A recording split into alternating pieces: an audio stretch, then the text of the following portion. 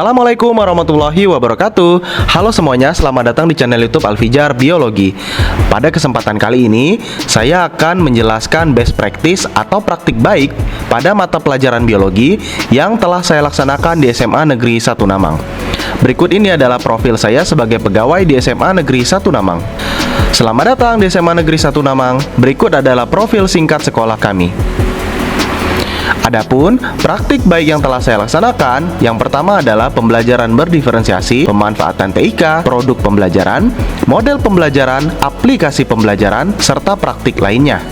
Pada pembelajaran berdiferensiasi, saya melakukan diferensiasi pada konten, proses, serta produk. Kemudian untuk pemanfaatan TIK, saya memanfaatkan smartphone dalam proses pembelajaran. Kemudian asesmennya secara paperless atau tidak menggunakan kertas. Pembelajarannya terintegrasi dengan platform YouTube, serta saya menyusun LKPD interaktif dengan QR code yang dapat dipindai melalui smartphone. Adapun produk pembelajarannya bisa berupa tugas siswa dari bentuk LKPD, kemudian media pembelajaran konvensional, serta yang modern.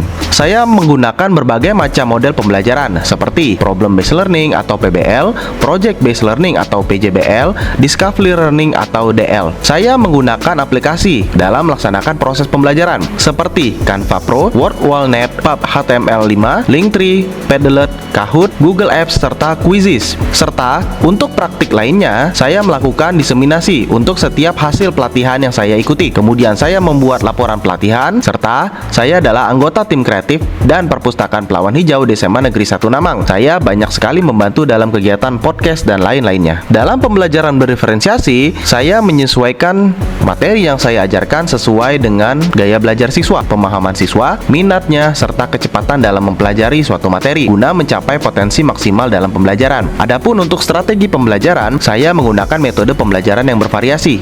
Kemudian dilakukan pengelompokan siswa berdasarkan kemampuannya, penyediaan sumber daya belajar yang berbeda, serta penilaian formatif dan juga sumatif. Untuk diferensiasi konten, saya membuat beberapa macam disesuaikan dengan gaya belajar siswa. Contoh, ada yang bisa audiovisual, ada yang kinestetik, kemudian ada yang auditori. Saya membuat media pembelajaran, konten pembelajaran, serta materi menyesuaikan dengan kemampuan siswa. Untuk materi ini tidak dapat disamaratakan untuk semua siswa karena setiap siswa gaya belajarnya berbeda. Sama halnya dengan proses, dengan gaya belajar yang berbeda tersebut, kita tidak dapat menyamaratakan gaya pembelajaran. Untuk itu perlu adanya diferensiasi proses. Jadi, siswa dengan kemampuan tertentu dapat memahami materinya dengan baik. Contoh, ada siswa yang menggunakan gaya belajar kinestetik. Untuk itu kita perlu melaksanakan yang namanya praktikum. Ada juga siswa yang menggunakan visual dan juga audio. Maka dari itu, kita perlu ceramah serta menyajikan video pembelajaran. Kemudian ada juga siswa yang auditori. Artinya, dia hanya bisa mengerti apabila kita menjelaskan secara langsung kepadanya. Dari diferensiasi di atas, maka akan terbentuk yang namanya produk akhir pembelajaran. Berdasarkan gaya belajar tersebut, tentunya nanti akan tercipta diferensiasi produk-produk pembelajaran. Ada yang membuat video, ada yang membuat catatan, LKPD, laporan, ada yang membuat maket atau poster dan lain-lainnya.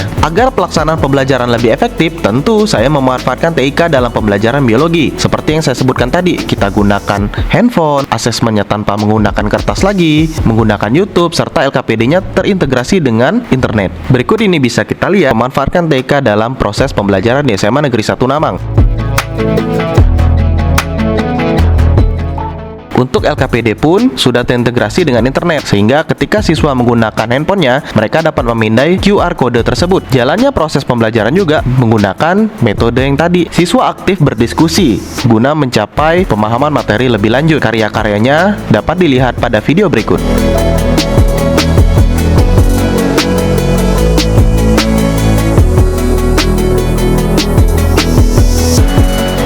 Untuk menunjang kegiatan TIK yang saya gunakan dalam pembelajaran, tentu aplikasinya ada banyak. Teman-teman bisa lihat di sini.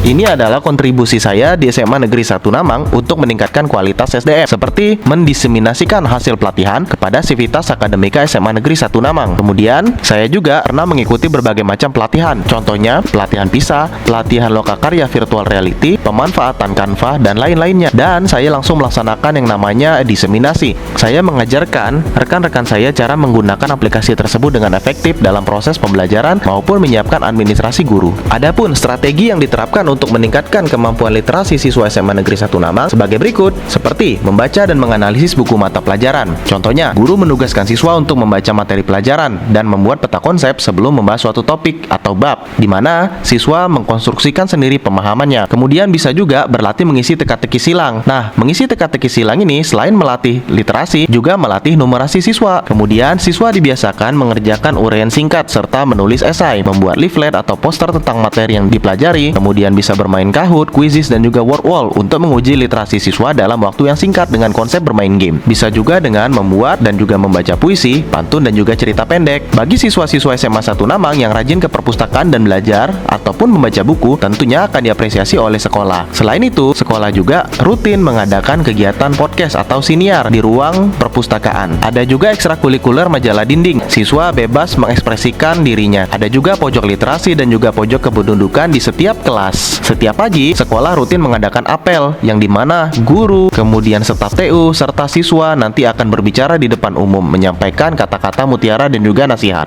Adapun strategi yang diterapkan untuk meningkatkan kemampuan numerasi siswa bisa juga dengan cara penguatan materi esensial dengan perhitungan. Semua mata pelajaran yang berkaitan dengan MTK diajarkan oleh guru-guru yang kompeten dalam bidangnya. Sekolah juga sering mengadakan lomba cerdas cermat, Kahoot, dan juga Quizizz pada saat kelas meeting. Kemudian, pada proyek P5, siswa biasanya diajarkan untuk merencanakan kegiatan tersebut seefisien mungkin. Pembelajarannya juga multidisiplin, artinya dalam setiap pembelajaran sebisa mungkin mengintegrasikan dengan pembelajaran lainnya. Contohnya, memasukkan matematika dalam pembelajaran biologi, fisika, dan juga kimia. Nah, dalam proses pembelajaran ada kolaborasi dan juga kerjasama tim, di mana kemampuan siswa dalam memecahkan suatu persoalan terlatih dengan pembentukan kelompok belajar. Terakhir, pengoperasian perangkat elektronik berbasis matematika lanjutan itu merupakan kemampuan awal siswa dalam meningkatkan kemampuan numerasinya. Adapun aksi nyata penerapan kemampuan literasi dan juga numerasi di SMA 1 Namang, yang pertama, sekolah ini kerap melaksanakan uji kemahiran berbahasa Indonesia atau UKBI. Sekolah juga setiap tahun melaksanakan ANBK atau Asesmen Nasional Berbasis Komputer. Setiap tahun, siswa SMA 1 Namang juga kerap mengikuti kompetensi sains nasional tingkat kota dan juga kabupaten. Nah, ini adalah dokumentasi praktik baik yang pernah dilakukan di SMA Negeri 1 Namang. Itulah praktik baik yang pernah dilaksanakan di SMA Negeri 1 Namang. Semoga dapat menjadi referensi dan juga ilmu bagi teman-teman semuanya. Saya Alfijar, pamit undur diri. Wassalamualaikum warahmatullahi wabarakatuh.